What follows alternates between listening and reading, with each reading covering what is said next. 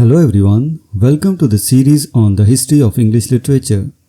And in this video, we are going to study the rise of historical work in the age of transition. The development of historical writing in English literature was a gradual process that reached maturity in the latter half of the 18th century. Before this period, historical works lacked the depth of knowledge and the impartial judgment required to produce significant contributions to the field. However, with a span of 20 to 30 years, the art of writing history evolved remarkably, culminating in works that set new standards for historical scholarship. Early attempts at historical writing. Raleigh's History of the World 1614. Sir Walter Raleigh's History of the World was an early attempt at historical writing but fell short of being a true history. Written during his imprisonment, it served more as a personal intellectual exercise rather than a rigorous historical analysis. The work lacked comprehensive research and did not provide an objective perspective on historical events. Clarendon's History of the Rebellion and Civil Wars in England 1704. Edward Hyde, Earl of Clarendon's History of the Rebellion and Civil Wars in England was published posthumously in 1704. While it offered valuable insights into the English Civil War, it was largely a record of Clarendon's personal experiences and opinions. The work did not strive for impartiality or attempt to place the rebellion within a broader historical context. The advancement of historical studies. 18th century cultural developments. The 18th century witnessed significant advancements in knowledge and a heightened interest in national affairs. These cultural shifts brought the study of history into prominence. Scholars began to approach historical writing with greater rigor, emphasizing through research and objective analysis. Influence of France and Scotland. France led the way in developing modern historical methods, and due to their traditional alliance with France, the Scots were among the first in Britain to adopt these new approaches.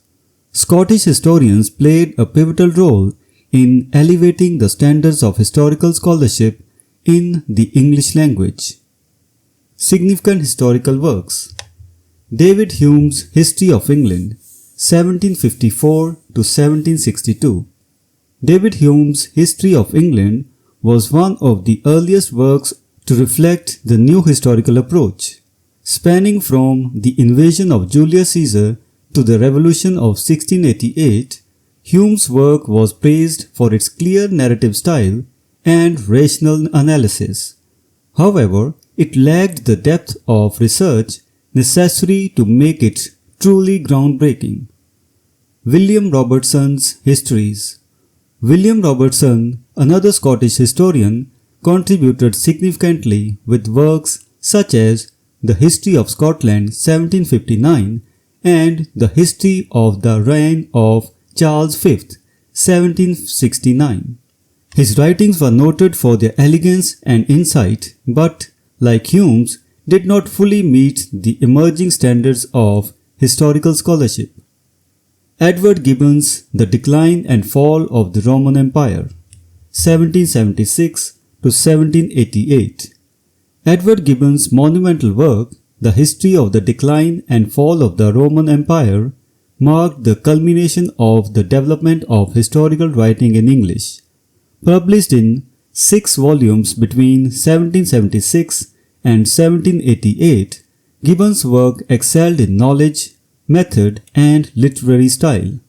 His exhaustive research, critical analysis, and eloquent prose brought the art of historical writing to near perfection, setting a new benchmark for future historians. Conclusion. Between 1750 and 1780, historical writing in English underwent a remarkable transformation. From the rudimentary efforts of earlier writers to the sophisticated analysis of Gibbon, the field advanced from a state of apprenticeship to full maturity. This period established history as a serious and respected discipline in English literature, with works that combined scholarly rigor with literary excellence. So this was the discussion on the development of historical writing in the age of transition. We will meet in the next video and discuss some other topic. Until then, goodbye and thank you.